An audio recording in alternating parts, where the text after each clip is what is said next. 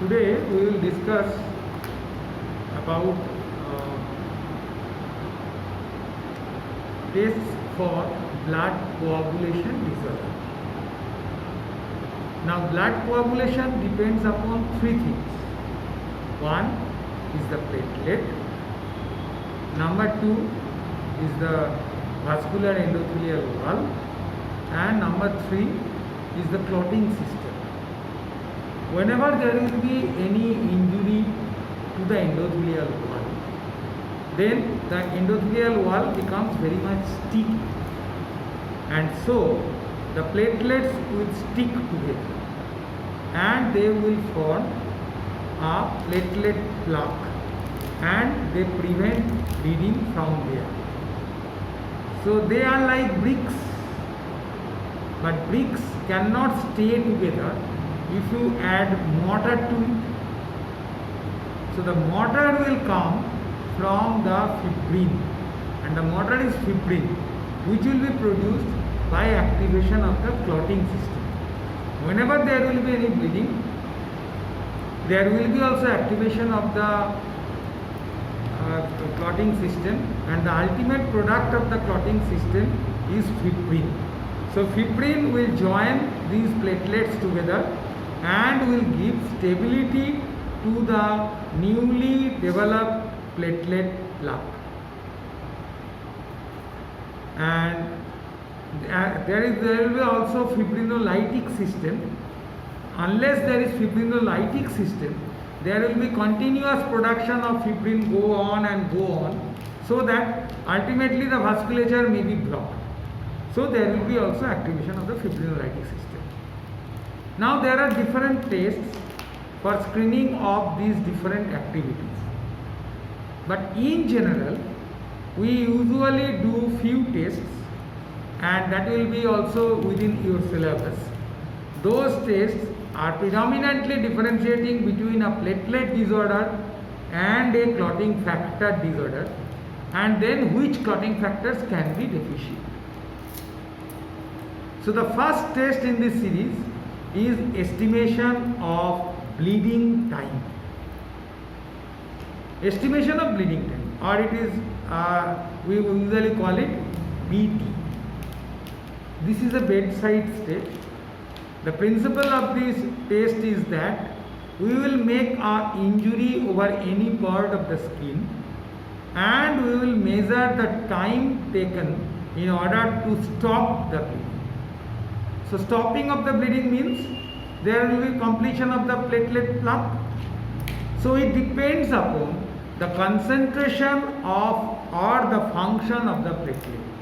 So either if there will be a structural deficiency of the platelet, or a functional deficiency of the platelet, or a quantitative defect in the platelet where the platelet is very much reduced, then only this bleeding time will be affected. Let us see what is the procedure. There are three procedures. One is DWIX, one is IVs, another is template method.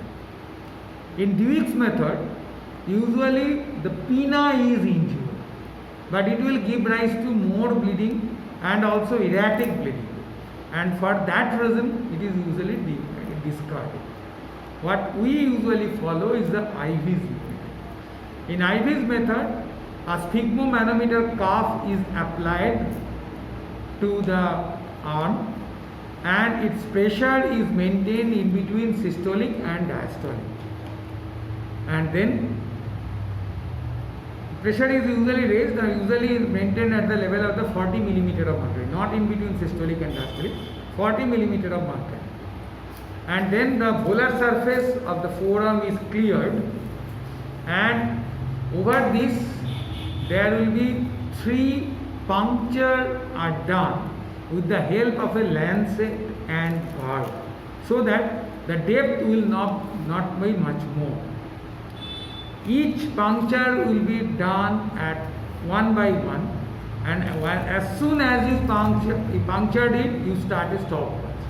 So there will be 3 stopwatches running, and you constantly wipe the blood till there is stop of coming of blood from the wound. and when it will be stopped, you stop the stopwatch. So you will get 3 different times in 3 different stopwatches.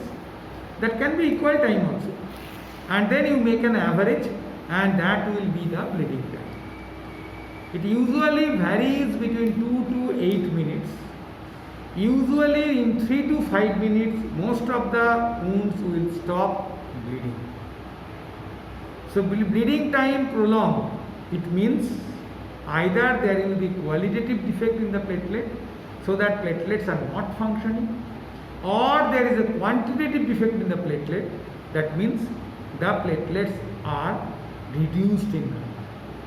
Third possibility is there can be any abnormality in the muscular wall. So this method is standardized, and with this we can do.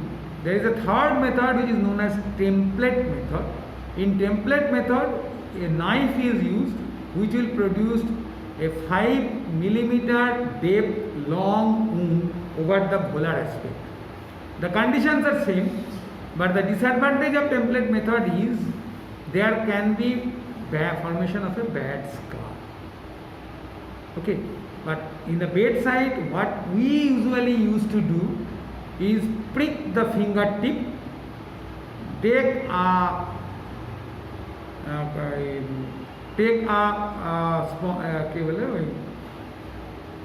blotting paper, and we blot the wound constantly without any squeezing till the blood stop coming from the wound, and by this way we measure BP. But IV's method is the ideal method for estimation of bleeding time. Okay.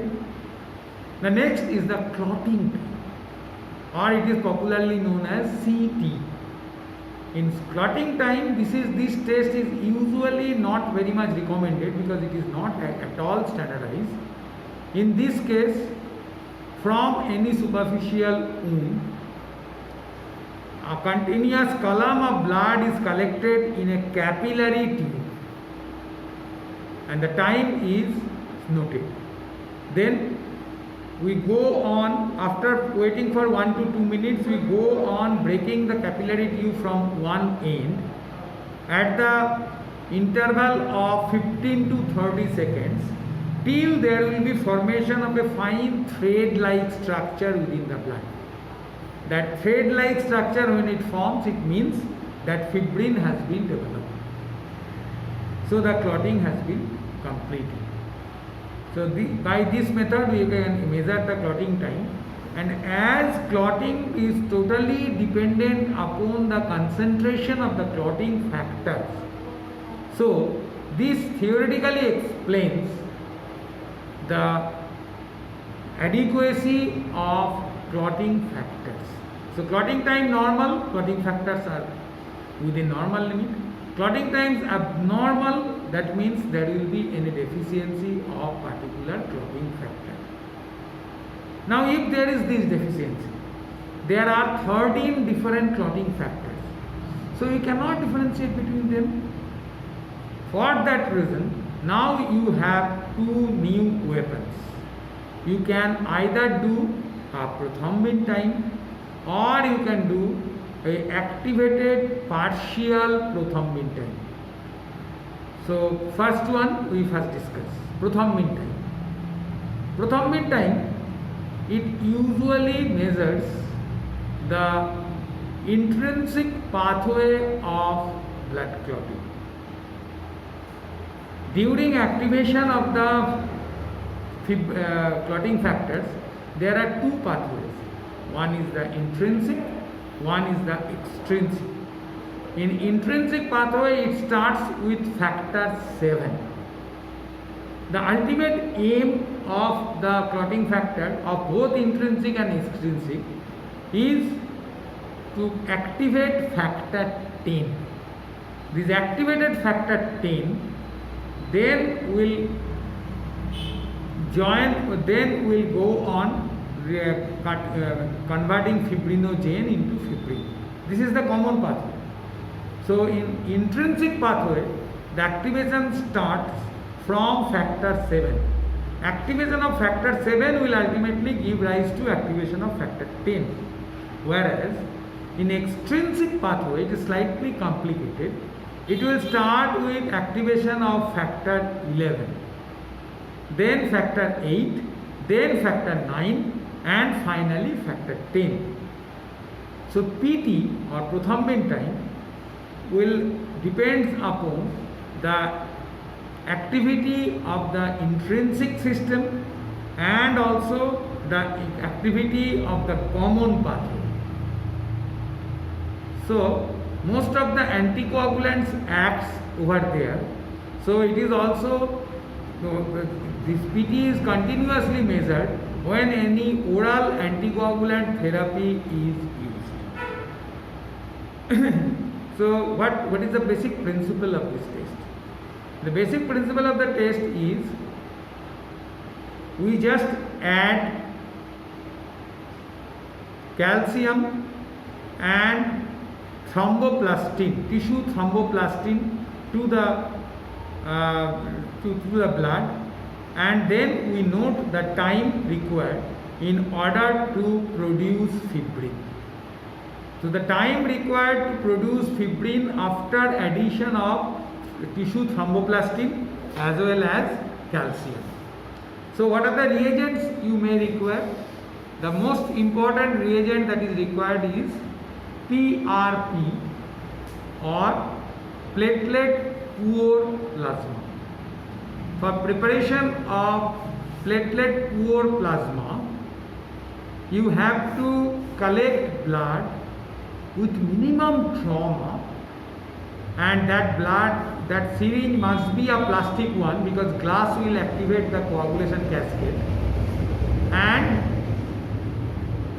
the syringe must be of, the needle must be of slightly wide bore, that is approximately 21 gauge, so that there will be minimum injury to the thrombocytes what we are trying.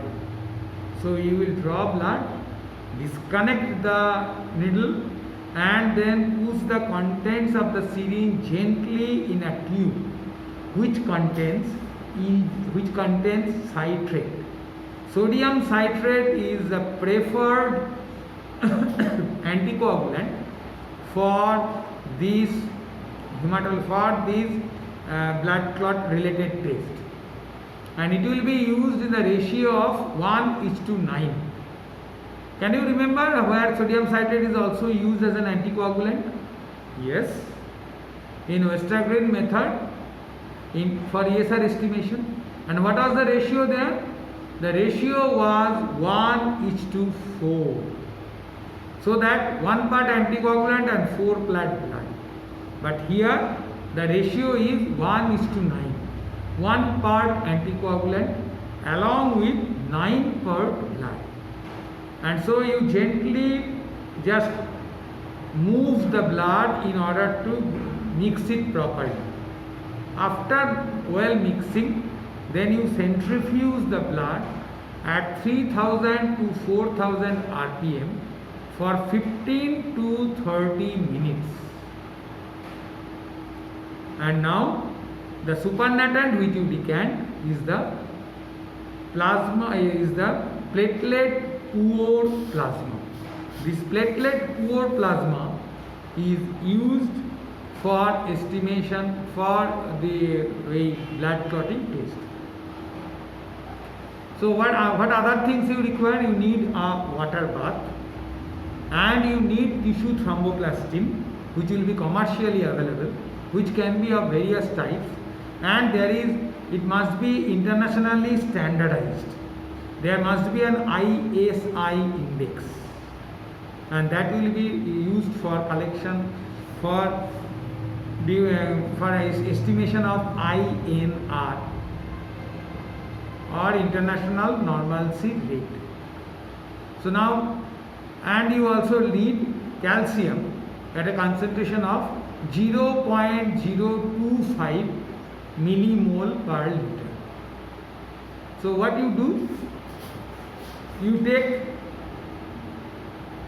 take the platelet poor plasma 0.1 ml in a test tube and place it in a water bath for few minutes. After one, and then also you take 0.1 ml of calcium in a test tube and 0.1 ml of thromboplastin in a test tube.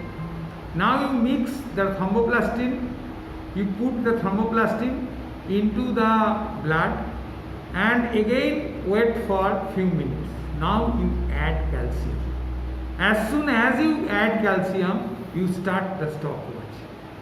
And now watch in how many seconds there will be appearance of fine thread-like structure. There must be also an appropriate control.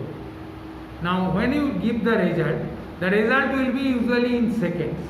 It varies between, normal range is usually 10 to 15 seconds, but actually it should depend upon the control. It should be within plus minus 3 seconds of a control. Suppose the control is 14 seconds, then your range should, normal range should be in between 11 to 17 seconds. So if, and then a international standardization is done or INR test is done by the PT of test divided by PT of control to the power ISI, which is supplied and written over the container which contains tissue thromboplastin. Okay, now when it will be increased? It will be increased whenever there will be any defect in the intrinsic system of clotting, that means factor 7, or whenever there will be any defect in the common pathway, that is factor 10, fibrinogen, etc. So prothrombin time usually gives an assessment of the intrinsic pathway of clotting as well as common pathway of clotting.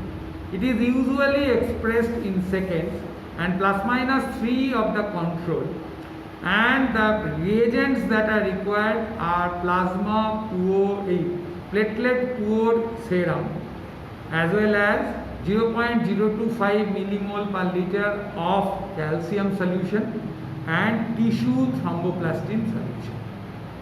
You mix all and you note the time in order to form the thread-like structure. That is the end point of prothrombin time test. Okay. The last of these is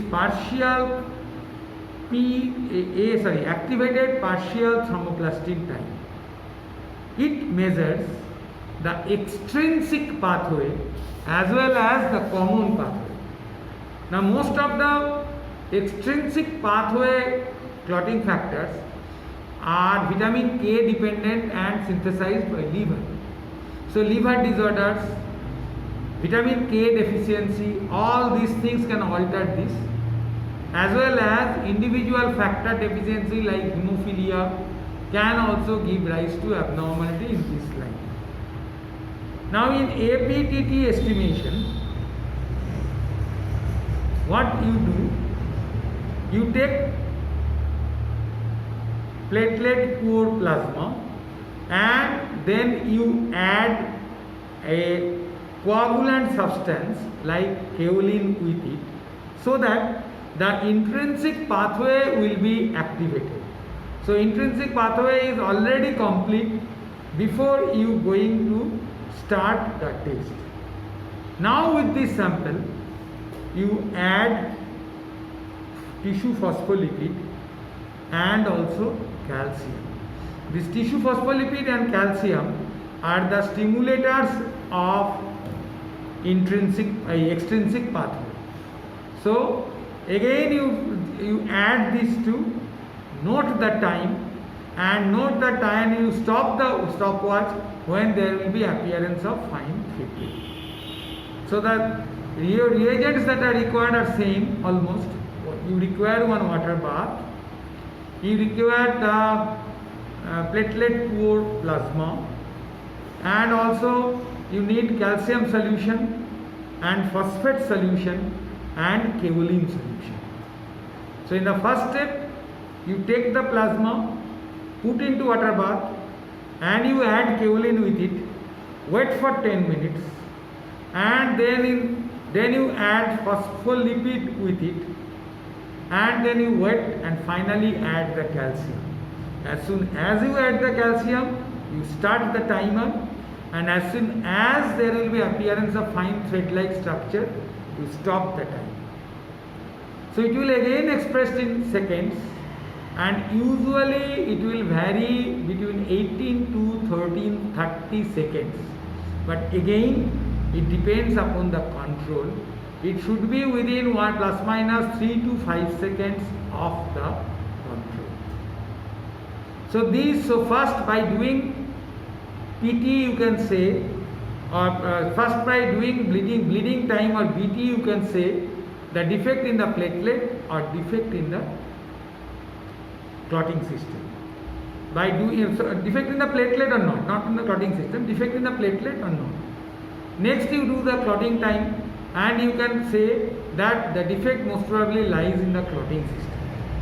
Then you do a PT by which you can assess the activity of the intrinsic system as well as the common part of the clotting system, and then you do the APTT by which you assess the activity of the extrinsic system as well as the common system. So these are the common tests that are used for clotting disorders. There are then special tests like platelet function test, activated thromboplastin time, and other tests. But this is not for you. If you are interested, you can read from appropriate text. Thank you very much.